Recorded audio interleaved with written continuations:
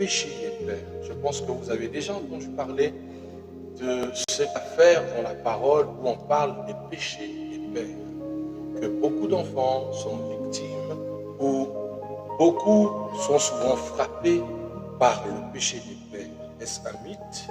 Est-ce une réalité? Est-ce quelque chose qui vraiment arrive?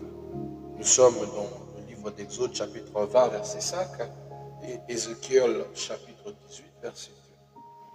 La Bible dit dans Exode 20 verset 5, il dit: Je suis l'Éternel ton Dieu, un Dieu jaloux qui punit l'iniquité des pères sur les enfants, jusqu'à la 3e et à la 4e génération de ceux qui me haïssent. Je suis l'Éternel ton Dieu, un Dieu jaloux qui punit l'iniquité des pères sur les enfants, jusqu'à la 3e et la 4e génération de ceux qui me haïssent. Nous avons Ézéchiel 18, verset 2. La Bible dit: Les pères ont mangé des raisins verts et les dents des enfants ont été agacées. C'est le père qui a mangé les raisins verts, mais ce sont les dents des enfants qui ont été agacées. Comprendre le péché des pères. Comment comprendre le péché des pères? Le péché des pères désigne les conséquences spirituelles, morales, sociales et parfois même matérielles, bien aimés, des fautes commises par une génération qui affectent les générations suivantes. La Bible enseigne que le choix d'une personne ne touche jamais uniquement sa propre vie, mais elle est transmissible, c'est une influence qui passe de génération en génération. Le principe biblique est que, comme le dit Galates chapitre 5, verset 9, un peu de levain fait lever toute la pâte. Le levain, c'est la levure. Quand elle rentre en contact de la pâte gonfle. Le levain aussi est correspondante à nos actions de tous les jours, que nous posons tous les jours, mais que nous ne voyons pas l'impact, sans comprendre que ce que nous faisons aujourd'hui peut avoir un impact considérable sur notre avenir, sur nos enfants, sur notre milieu, sur tout ce qui nous entoure. Vraiment, faisons très attention. Car, bien aimé, le péché des pères n'est pas une condamnation automatique.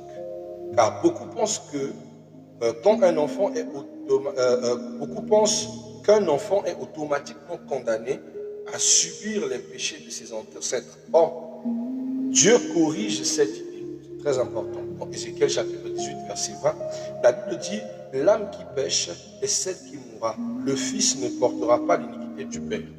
Mais pourtant, quand nous repartons rapidement dans le passage d'Ézéchiel 18, verset 2, la Bible dit que les pères ont mangé du raisin vert et les dents des enfants ont été agacées. Une manière de mettre en diapason cet effet direct des actes que pose le père et qui se répercutent sur la vie des enfants. Le problème, c'est qu'il y a là une chose très importante que Dieu met à l'évidence. Oui, les péchés des pères peuvent influencer la vie de leurs enfants, mais il y a des conditions à remplir. Vous devez savoir que chaque individu est responsable devant Dieu de ses propres choses. Dieu ne condamne jamais une personne innocente pour les fautes d'un autre. Cependant, bien aimé, il y a ce qu'on appelle le cycle des malédictions. Voilà pourquoi on doit comprendre le pourquoi les générations sont-elles touchées par les actions de leur père. Vous devez comprendre que cela, c'est par influence ou encore par l'exemple. Parce qu'il y a ce qu'on appelle des actes qui entraînent des conséquences générationnelles telles que les malédictions, car les malédictions, bien aimées, sont des lois karmiques qui ne s'attachent pas qu'à vous, mais qui se prolongent à plusieurs générations. Nous avons vu le verset qui était en tête, celui de Exode, où Dieu pouvait punir le péché des pères jusqu'aux enfants. C'était une malédiction que ce monsieur a contractée, un mal qui est en abomination avec l'Éternel, mais qui fait que beaucoup sur une longue lignée subissent cette malédiction, et tout ça à cause d'un mal que le Père a engendré. Vous devez savoir aussi, bien aimé, que Proverbe 22 plutôt, verset 6, nous dit: instruis l'enfant selon la voie qu'il doit suivre. Bon, vous savez qu'il y a des influences familiales qui pèsent sur votre vie. Apprenez à instruire les enfants de manière à ce qu'ils ne tombent pas sur les traces qui permettront à ce que ces réclamations pèsent sur elles. Vous savez, un père violent peut enseigner à des enfants la violence. Un père adultère peut aussi banaliser l'adultère. Tandis qu'un père idolâtre peut aussi transmettre l'idolâtrie à ses enfants. Ce sont des péchés capitaux qui ouvrent souvent la porte à des malédictions familiales, qui remet en os le mal familial. Vous devez savoir que les conséquences naturelles peuvent engendrer aussi ce genre de séisme. Vous allez voir par exemple une famille d'alcooliques de père en fils. C'est quelque chose qui a commencé depuis l'arrière-grand-père et qui est devenu une affaire familiale, une fierté. Dans ma famille, par exemple, on a ce genre de tard où ça devient une fierté de dire que voilà, nous sommes une famille de preneurs d'alcool certifiés, capables de prendre beaucoup de cru en compétition, comme si c'était quelque chose de bien. Or que bien aimé, ce sont des conséquences à travers des générations, une influence liée à un tort que le tout premier a engagé et par influence, beaucoup l'ont suivi et c'est devenu des conséquences naturelles, soit à l'alcoolisme, soit à la violence familiale, l'endettement chronique, la criminalité et voire même la désunion familiale. Ces réalités, bien aimées, ne sont pas toujours des malédictions spirituelles, elles sont parfois des conséquences naturelles du péché. Comme le dit dans Galates chapitre 6, verset 7, ce qu'un homme aura semé, bien aimé, il le moissonnera. Nous avons aussi cette extension par les alliances hépatiques occultes, car certaines familles ont ouvert des portes spirituelles par la sorcellerie, par le fétichisme, par l'idolâtrie, les pactes démoniaques et les sacrifices aux esprits. Dans ce cas, bien aimé, des oppressions peuvent se maintenir jusqu'à une rampe, à étendre les liens, voire même à rompre les liens avec notre Seigneur Jésus-Christ. Osée chapitre 4, verset 6 dit « Mon peuple périt faute de connaissance. » Parce qu'il manque la connaissance, c'est ainsi que ce peuple périt. Nous avons plusieurs exemples bibliques des péchés des pères qui ont affecté des générations. Nous avons par exemple le péché d'Adam, qui est devenu un péché que tous nous portons par nature. On appelle cela le péché originel. Romains chapitre 5, verset 12. La Bible dit par un seul homme, le péché est entré dans le monde et c'est par un autre qu'il a été vaincu. Nous avons le péché d'Abraham, d'Isaac et de Jacob. Nous avons les 3 générations qui ont répété les mêmes péchés, le même mensonge concernant leurs épouses. Nous avons Abraham dans Genèse chapitre 12, verset 13, qui va régner son épouse. Nous avons Isaac dans Genèse chapitre 26, verset 7, qui aussi a régné son épouse. Jacob dans le livre de Genèse 27. Le même schéma se reproduit, la même action. Vous voyez comment est-ce que ça a commencé par le père et ça s'est diffusé jusqu'à atteindre les entrailles des enfants. C'est un peu triste comme nature. Alléluia. Nous avons aussi David comme exemple, qui son adultère avec Bathsheba entraîna de graves conséquences familiales. Nous avons la mort d'un enfant, nous avons le viol d'Amnon, nous avons la rébellion d'Absalom, la division familiale. De Samuel chapitre 12, verset 10 au verset 14. Un mal que lui, il a causé, mais qui est devenu une plaie dans le ventre de toute une génération. C'est vraiment triste, mais c'est une réalité. Nous avons aussi le fils de David, Jéroboam, le fils de Salomon, Jéroboam, qui a écopé de l'idolâtrie de son père, car son idolâtrie affecta durablement tout Israël. D'abord, il a reçu de son père et lui aussi a impacté l'idolâtrie dans tout Israël. Aujourd'hui, quand on parle de l'entrée des dieux comme qui est moche, comme pâle, comme tous les autres dieux qui existent, tout ceci passe par ce grand personnage qu'on appelle par Jéroboam.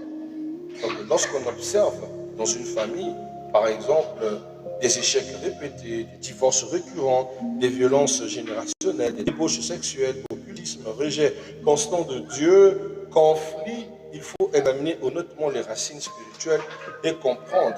Car, bien aimé, la Bible dit dans Lamentation 3, verset 40, il dit, éprouvons nos voies et sondons-les. Parce que ça permet de savoir d'où vient le mal, d'où vient le vice, d'où vient la souffrance, qu'est-ce qui s'est réellement passé et quelles sont réellement les branches qui ont entraîné cette souffrance dans la famille. Et le plus souvent, bien aimé, en récurrence, on regarde les péchés du Père. Bien aimé, nous avons aussi une très bonne nouvelle dans toute cette marche, parce que nous avons par la grâce messianique, par Jésus-Christ, notre Seigneur, qui a brisé la puissance du péché, par la bonne nouvelle de la vie, car Jésus, bien-aimé, est venu interrompre un cycle du péché. La Bible dit dans Jean chapitre 8, 36, il dit, si donc le Fils vous a franchi, vous serez réellement libre. Si le Fils a franchi nos cœurs, nous avons donc la réalité de la liberté en lui, par la croix, car le péché est abandonné, les racines sont brisées, la malédiction sont annulées et les nouvelles identités est donnée. Car, bien aimé, comme le dit Galates chapitre 3, verset 13, il est écrit que Christ nous a rachetés de la malédiction de la loi. Ainsi, bien aimé, comment rompre les cycles des pères, c'est-à-dire le mal qui a engendré les pères, qu'il ne se répercute pas sur les fils. Bien aimé, la première des choses, il faut reconnaître une réalité, le mal, le tort. Identifier le schéma qui doit se rendre. Dit Psaume chapitre 139, le verset 23 au verset 24. Il faut vraiment que vous vous rendez compte de cette réalité. La deuxième des choses, c'est se repentir sincèrement. Même si nous n'avons pas commis les mêmes fautes, nous pouvons renoncer à ces œuvres. C'est très important de les reconnaître, mais de s'en repentir pour qu'elles ne pèsent pas sur votre conduite. Vous devez apprendre à renoncer à ces œuvres. Nous, troisièmement, aussi renoncer aux œuvres des ténèbres infructueuses que le Père a prises, mais aussi que vous avez prises. Nous avons des familles qui ont régné derrière la sorcellerie, qui ont régné derrière le sacrifice dans notre peuple, de notre famille. Je vous parlais de cette grande famille que je taire le nom, qui sont deux familles distinctes. Une famille autre qui tout va bien, dans les choses réussies, et l'autre qui est la famille qui a sacrifié toutes ses grâces, toutes ses bénédictions et tout son développement au profit de l'autre famille. Donc en réalité, c'est tout un ventre, toute une tribu qui se sont sacrifiés pour que les autres s'enrichissent, mais que par l'enrichissement des autres, les autres en prennent soin. Ils ont sacrifié leurs enfants, sacrifié le bonheur, donc les chances et les bonnes choses de leurs enfants. Mais malheureusement, bien aimé, une génération a supporté la famille pauvre, l'autre génération a supporté. Arrivé à la troisième génération, certains se sont mis à se rébeller. Non, nous on ne peut pas supporter. Vous supportez jusqu'à la fin. Moi, si je gagne mon argent, ça va juste s'occuper de moi et mes enfants. Vous pouvez aller faire ce que vous voulez. Voilà une famille qui se retrouve dans l'esclavagisme, qui se retrouve abandonnée sans soutien, tout simplement parce qu'ils avaient scellé leur propre destinée. Leurs pères ont confié leur destinée entre les mains d'une autre famille. Alléluia. C'est vraiment une histoire triste. Mais beaucoup de familles se retrouvent dans ça. Vous verrez que vous êtes deux mêmes familles, mais cependant, tels noms réussissent et tels noms ne réussissent pas. Ce sont des choses qu'on voit le plus récurrent ici en Afrique. Donc, apprenez à renoncer aux œuvres infructueuses des ténèbres. Quatrièmement, marchez dans l'obéissance, car la meilleure façon de briser un héritage mauvais est de créer un héritage nouveau. Deutéronome chapitre 28, 1 à 2. Cinquièmement, bien-aimé, établir une nouvelle lignée spirituelle. Commencez à rebâtir, pas descendre de l'ancien, mais en prenant une nouvelle base, un nouveau départ. Décidez par que la bénédiction commencera avec vous, comme Josué l'a fait. Dans Josué 24, verset 15, il dit, moi et ma maison, nous servirons l'Éternel. Mais ça ne commence pas là. Il dit, si vous voulez servir le Dieu de vos ancêtres, servez-les. Si vous voulez vous agenouiller face au Dieu de vos ancêtres, tant pis pour vous, mais moi et ma maison, nous servirons l'Éternel. Alléluia. Vous devez savoir que le péché des pères est aussi la bénédiction du Père.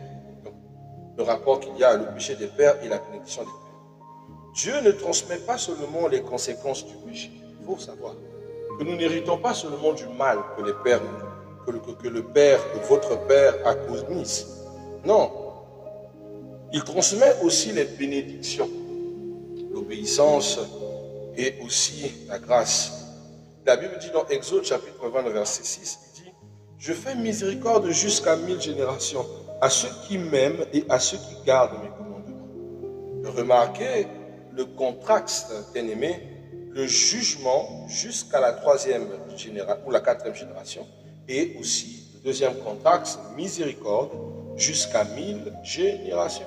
Donc les bienfaits touchent 1000 générations.